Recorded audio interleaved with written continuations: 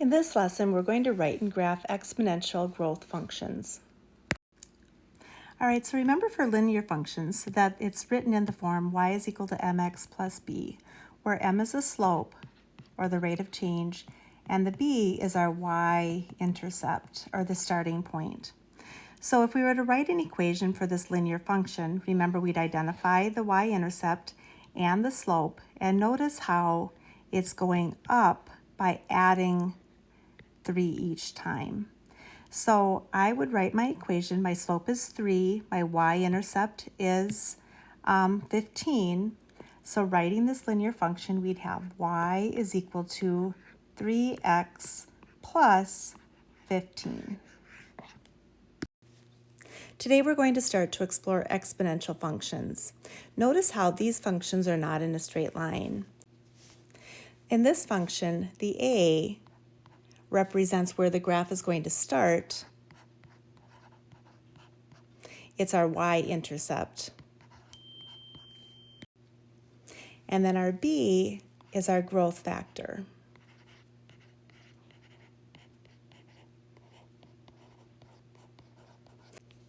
So let's take a look at the difference between exponential growth and exponential decay.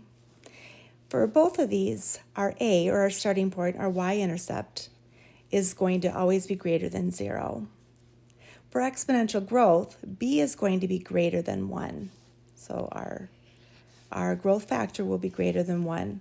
For exponential decay, notice how the b, or our growth factor, it's greater than 0, but it's less than 1. So right here. So that makes it exponential decay. Today we're going to be exploring exponential growth. All right, so let's go ahead and write the rule for these exponential functions. Remember, the a represents our starting point, the y-intercept, and the b represents the growth factor. So let's go ahead and first we're going to identify the starting point here, and it's starting at the 15. We have y is equal to, then our a is 15, and then we need to identify the growth factor. And notice for the growth factor for the exponential functions is that we don't have plus, but we're multiplying to go to each. So our growth factor then here is times 3 to the x power. All right, so for number 2, again, our y-intercept when x is 0, so we have y is equal to 27, that's our starting point, and then our growth factor, and notice here we're multiplying by 3 again. And so our growth factor is 3, and then we're going to put that to the x power. And then number 3 here, notice how we're going up by 2. We're multiplying, or so first of all, let's find our y-intercept. And then notice how we're multiplying by 2 each time. And so I'm on the bottom there, so I can't write that times 2. So we have y is equal to our starting point. Our y-intercept is 8 times, and now we have 2, because we multiplied by 2, our growth factor is 2 to the x power. Example 2, how do I graph exponential functions? So let's go ahead, and what we're going to do is we're going to plug in these values for x, and so I would have y is equal to 8 to the negative 2 power. And remember, we don't want to leave it as a negative exponent, so we bring that down, and I would have 1 all over 64, or 1 all over 8 squared, which is 1 all over 64. And then I would do it again. Y is equal to 8 to the negative 1 power, and we know that's going to be 1 all over 8. I plug in 0, and anything to the 0 power is 1, and our 1, which is 8, and 2, which is 64.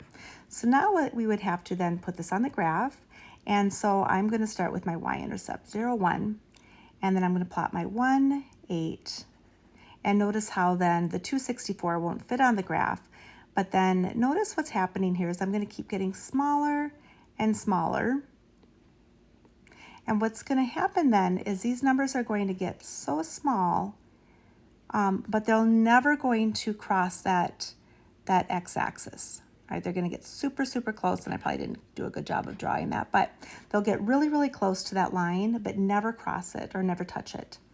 And so if I were to look then at my domain here, I have all positive and negative real numbers, and we can write that with this symbol, meaning all real numbers. And our range, notice how it's never going to then go below that x-axis, so our range is going to be all positive real numbers. All right, so for number 2, we have y is equal to 5 all over 3 to the x power. Notice that our a in this function is 1. It's going to be 1 times that, and we don't have to write that there. So let's go ahead and start by plugging in our values. We'll start with that. X is equal to -2. All right, so we're going to be plugging in, starting with our 2. For x, y is equal to then, -2. 5 all over 3 to the -2 power. And remember that we handed those out to both. So we have 5 to the -2 all over 3 to the -2. And then remember to make those positive that we brought the top one down and we bring the bottom one up. So we'd have 3 squared all over 5 squared.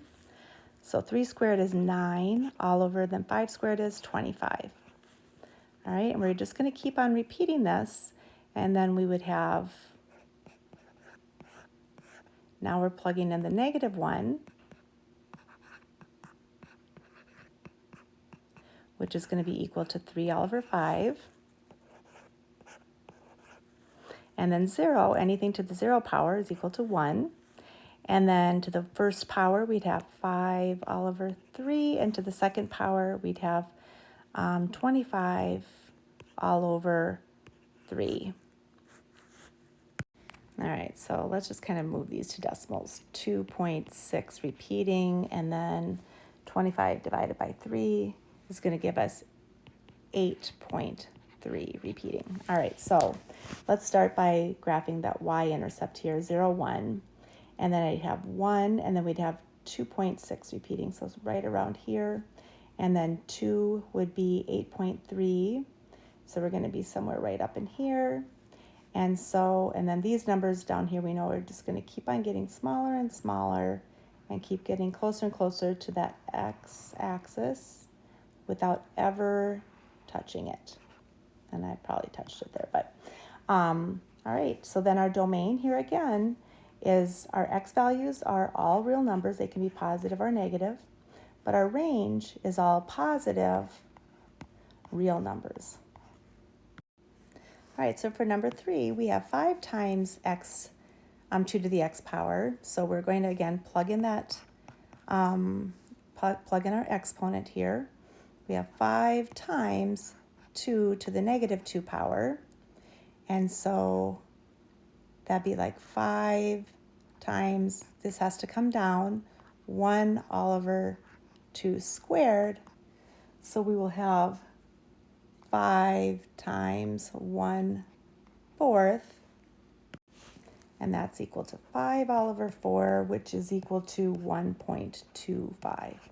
All right, so we're going to keep on plugging these in.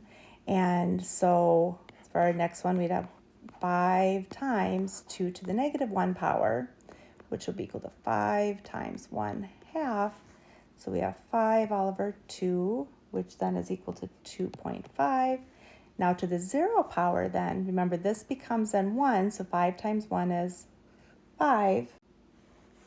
And then we're going to plug in, we'll plug in our 1 right here, so 5 times 2, we're going to have 10, and then we'll plug in the 2 here.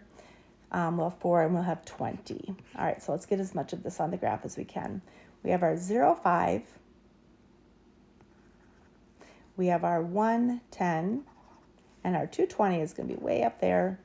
And then we have -1, 2.5. And then we have, what do we have? And then -2 at 1.5. All right. Or maybe right there. Okay, so notice then how this one's kind of shifted up a little bit. And here we go. It's going to keep on getting closer and closer to that y or that x-intercept. And again, our domain, you can have all positive and negative numbers, but our range in this, they're only going to be the positive because they're never going to go below that x-axis. They're going to be positive real numbers. All right, so for our next one, number 4, again, we're going to then plug in our x values. And I'm just going to turn these directly to, just to save us some time, 0.07, we have 0.22, we have, this was 2/3, which is equal to 0.7, and then we have a 2 and we have a 6. So we've plugged in those x values, and now let's see what's happening on the graph. And so we've got 2, 6, and then we had 1, 2, and then -1. And again, these are going to start getting smaller and smaller. And our graph is going to look like this. And we'll talk more about what's happening with that, with our growth factors here tomorrow. But we have then our domain again, all real numbers, positive and negative, and our range is a positive real numbers because it never goes down below that x-axis. All right, for number 5, we have -2 times 4 to the x power. And so when we plug in our x values, we will have -0.125, we'll have -1, we'll have -2, -4, and then -32.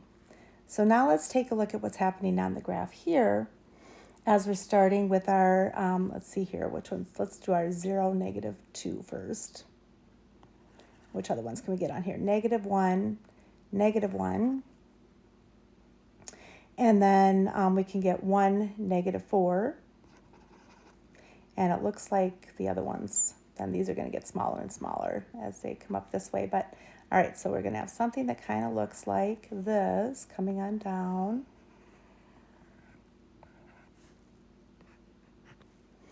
All right, so in this one then, our domain here still is all real numbers. It's positive and negative ones. But notice how the range for this one, it's not going above that x-axis. So it's all going to be all negative real numbers. All right, so when we plug in our then exponents, we'll have -1 all over 16 because 4 squared 16, and that'll be -0.0625. We'll have -1/4, which is equal to -0.25. 0, anything to the 0 power is 1, but, all right, so for our 0, and we need to talk more about the exponents when you've got a negative in front of that and not a parentheses, and we'll talk about that tomorrow. But you'll end up with a -1. And you have 1, so you have -4, and then 2 will be -16. So we have then 0, -1. Let's see, we have 1, -4, -16's off the graph, and then I think our other ones are just going to kind of come up over and start getting smaller and smaller, kind of coming up this direction. So you've got something that kind of comes around and like this. All right, so again, our domain is all real numbers. Our range is going to be all negative reals. All right, so in this lesson, we took a look at exponential functions and their graphs.